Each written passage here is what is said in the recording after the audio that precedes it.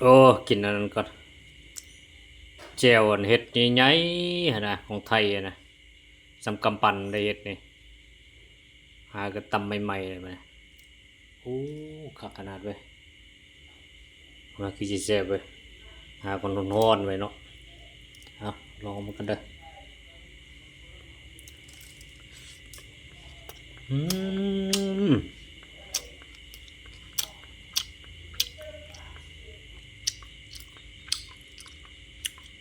แซ่บสุดขั้วเลย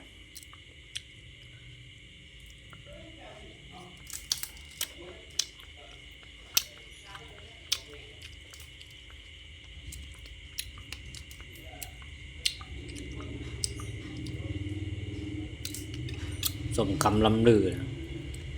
ความแซ่บ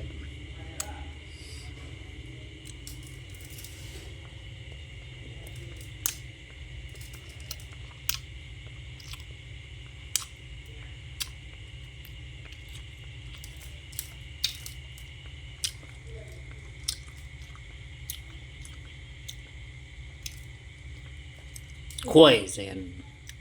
ข้าวเหนียว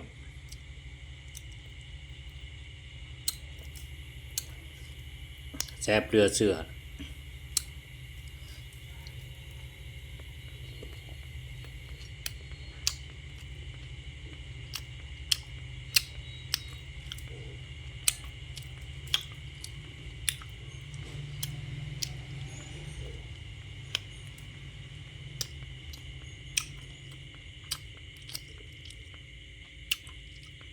บ่เสือก็จะได้เสือแหละจังซี่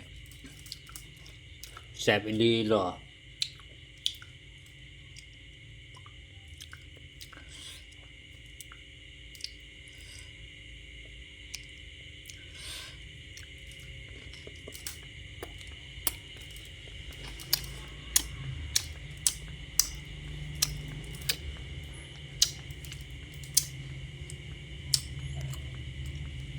โคตรแซ่บ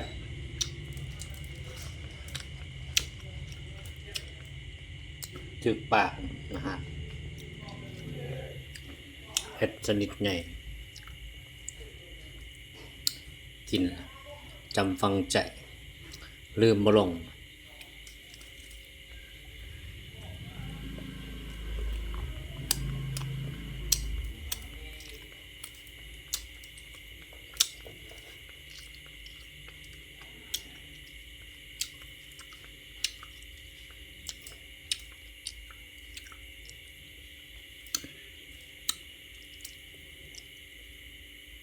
โอ้แซ่บอีหลีเลย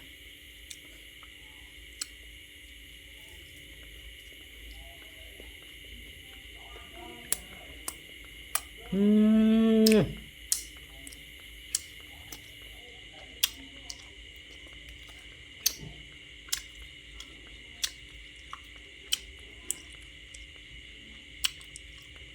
สุดยอด